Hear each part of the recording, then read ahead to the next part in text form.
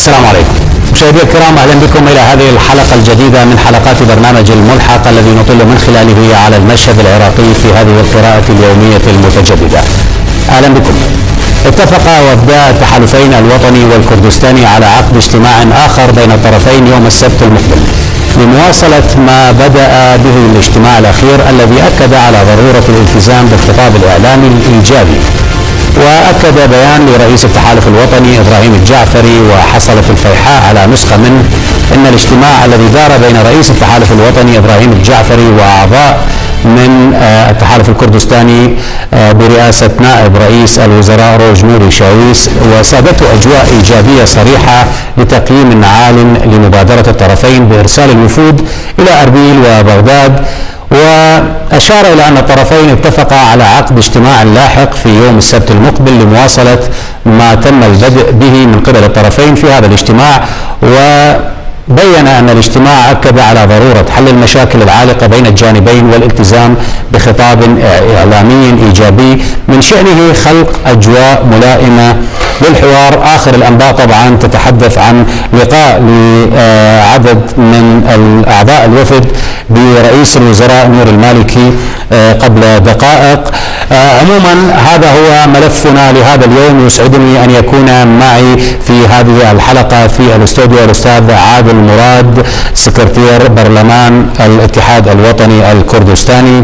أستاذ عادل، أهلا بك معي في هذه الحلقة من برنامج الملحق. أريد أن أدخل إلى فضاء هذا الخبر المتعلق بهذه الوفود التي جاءت إلى أربيل واليوم في بغداد وهناك لقاء مرتقب، لكن أريد أن أستفيد من وجود الحقيقة قبل أن أدخل إلى هذه التفاصيل، باعتبار اليوم قد مرت 10 سنوات على التغيير، وأنت واحد من الشخصيات التي رافقت بدايات التغيير وكنت عضوا مناوبا تحل محل السيد جلال طلباني وقتها في مجلس الحكم. لذلك لديك الكثير من التفاصيل حقيقة نريد أن نستمع إليها، أو في الأقل أريد أن أطرح الأمر بالطريقة التالية لنستفيد من تجربة السنوات ال10 الماضية. كيف رأيتها؟ شكرا لهذه الفرصة المناسبة، هي مناسبة مهمة جدا.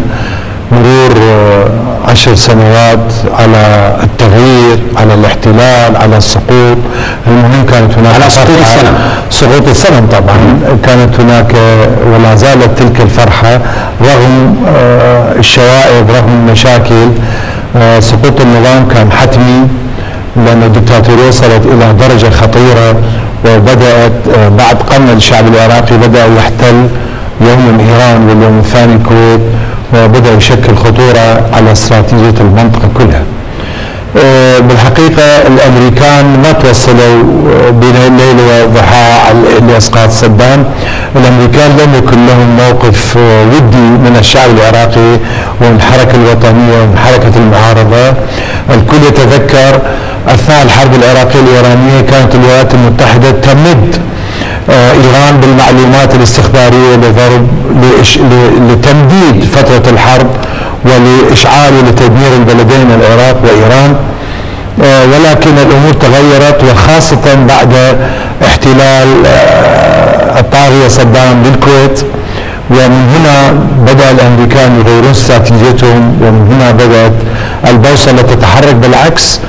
وأول أبرز شيء هو حدث طبعا نتيجة نضالات المعارضة العراقية وخاصة المعارضة الكردية في سنة 98. جرى تغير كبير في فكر الأمريكان، وهو صدور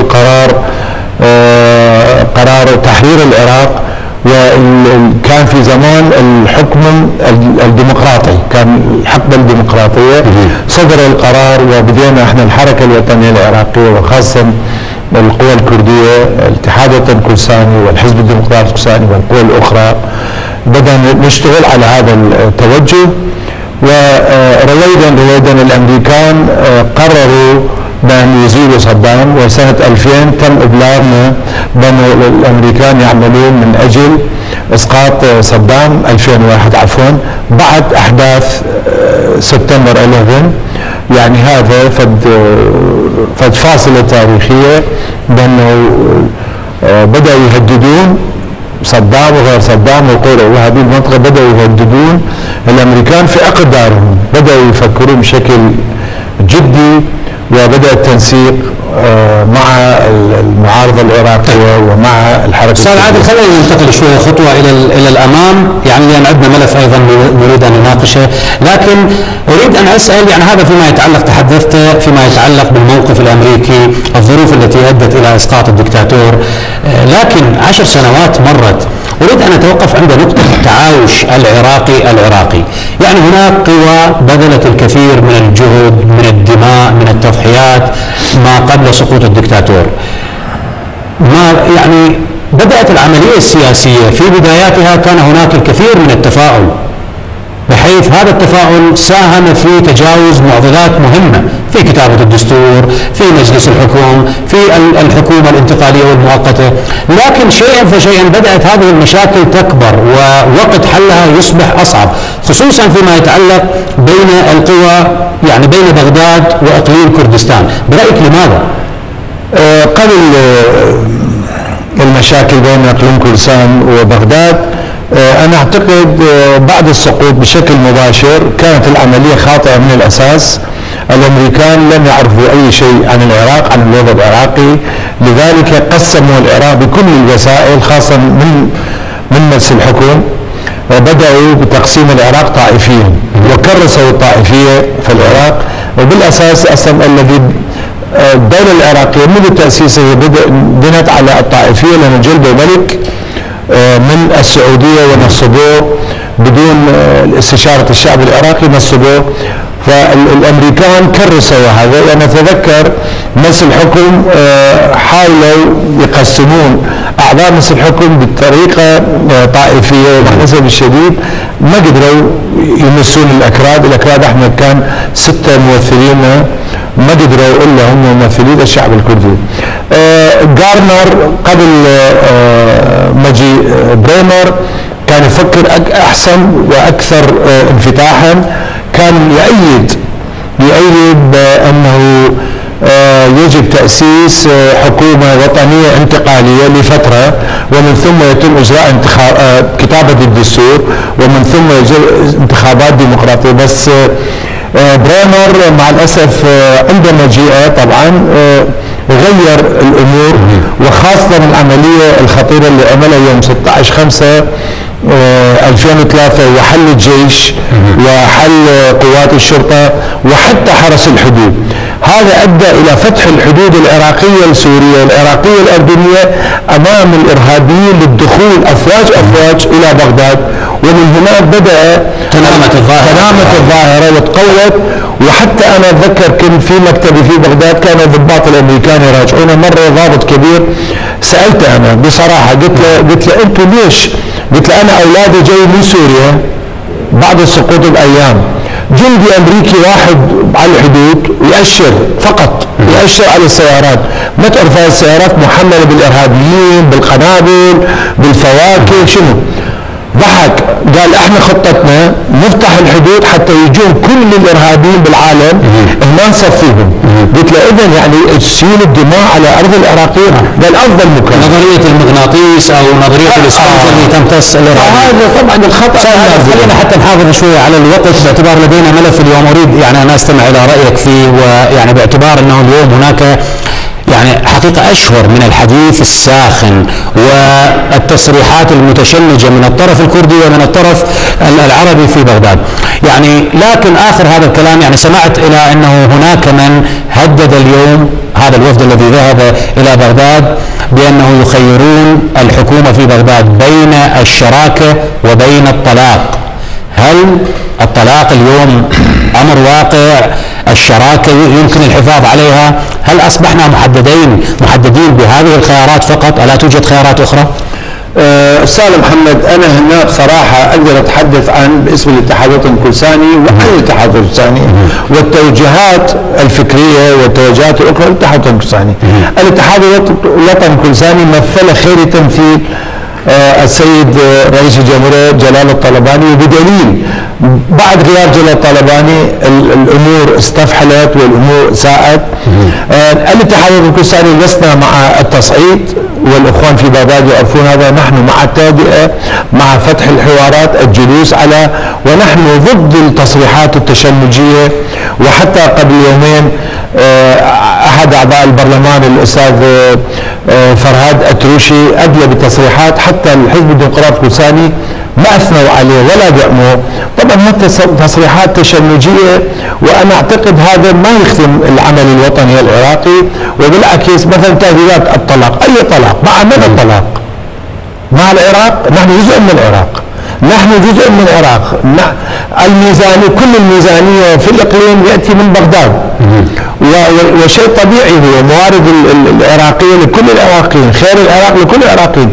هذه التشنجات أنا أعتقد، أنا رأيي الشخصي، هناك دول إقليمية تحرض بعض القوى العراقية للتشنج.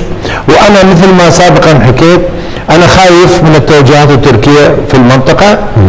أنا خايف الأتراك يعملون مثل ما عمل شاه إيران سنة 75 بالشعب الكردي، حرض الشعب الكردي للانفصال للدولة الكردية وكذا وكذا، وأخيرا التفت علينا، سوى لفتة 180 درجة، اتفق ويا صدام حسين في أعلن اتفاقية الجزائر في 6 آذار، ودمر الشعب الكردي. وهاي الاتفاقية هو اللي أدى إلى الحرب العراقية الإيرانية سنة. هناك من يقول بأن هناك توجه اليوم يعني الضغط على بغداد عبر التقارب مع تركيا، أو الضغط على تركيا ربما والحصول على بعض المكاسب منها عبر الضغط على حكومة بغداد. إلى أي مدى يعني يمكن قبول هذه المعادلة في الوسط الكردي؟ لا، هو المعادلة بالحقيقة مو بهالطريقة بالضبط. يعني الجانب الآخر، جانب بغداد، يتحمل مشاكل كثيرة. مثلا كان بالإمكان حل الموافقة على مسودة الغاز، قرار الغاز والنفط كان من سنة 2007 من تم تقديم المسودة، كان ممكن حله وعدم والعبور لحل مشاكل أخرى. بس هذا صار عرقلات نتيجة الصراعات السياسية داخل البرلمان، أدى إلى تعطيل، أنا بدور مو قتل، تعطيل قرار النفط والغاز، وكذلك القرارات الأخرى، مثلا قرارات رواتب وميزانية البيشمركة. البيشمركة صحيح هم جزء من المنظومة العراقية، هذا صحيح، بس هم تشكيلة من ضمن الدستور مكتوب، تشكيلة عندها علاقة بالإقليم، وهو للدفاع عن الإقليم بالحدود ومن الداخل ومن القضايا الأخرى. أنا أعتقد هذا الوفد اللي الآن موجود في بغداد، أنا شخصيا متفائل. البارحة التقوا بالسيد الجعفري، الدكتور الجعفري، وكان لقاء إيجابي حسب وجهة نظرنا احنا الاتحاد الكردستاني، وكذلك مكتب السيد الجعفري أثنى على الاجتماع.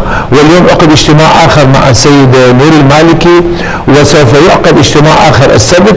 أنا أعتقد النقاط الأساسية اللي راح يطرحها وفدنا، قصد الوفد الكردي المشترك اللي هو متكون من اتحاد الكردستاني، الحزب الديمقراطي الكردستاني، حركة التغيير، الجماعة الإسلامية والاتحاد الإسلامي. أنا أعتقد وفد منسجم، ووفد تم الاتفاق على النقاط الأساسية. في النقاط يعني هل فيها نوع من التغيير عن المطالب السابقة؟ أكيد.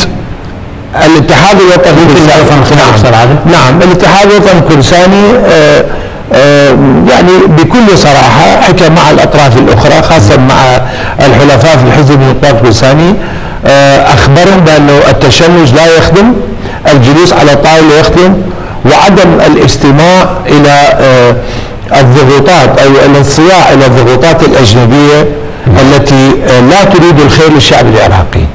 وأخص بالذكر الأتراك وقطر، هذه الدولتين الآن يلعبون دور سيء في العراق وفي سوريا.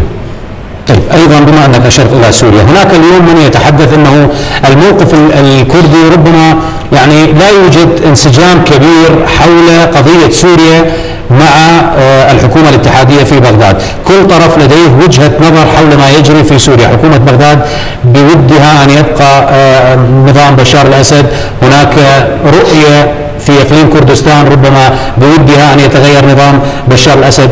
هذا الخلاف يعني في وجهات النظر بين بغداد وبين الإقليم إلى أين يقودنا؟ أنا أعتقد لا يمكن، يجب الاعتراف بأن الحكومة الحالية حكومة دكتاتورية، ويجب أن تجري إصلاحات في سوريا وتتجه إلى الشعب السوري. هذا جانب. الجانب الآخر البديل. كان السيد جلال طلبي دائما عندما يتحدث مع الزوار مع الرؤساء مع كل الناس كان يقول اوكي بشار الاسد راح، البديل نحن نرى الان حاليا البديل هم الارهابيين جماعة النصرة المدعومة من القاعدة. وهي اعلنت قبل يومين قالت نحن جزء من القاعدة، نحن جزء من دولة العراق في يعني الارهابيين في العراق، هم اعلنوا عن نفسهم. وحتى الجيش الحر سمعت قبل فترة اخترقوا المناطق الكردية في سوريا. الشعب الكردي في سوريا يريد المحافظة على المنطقة ولا يكون طرف بين الحكومة المركزية وبين الجيش الحر والهذا.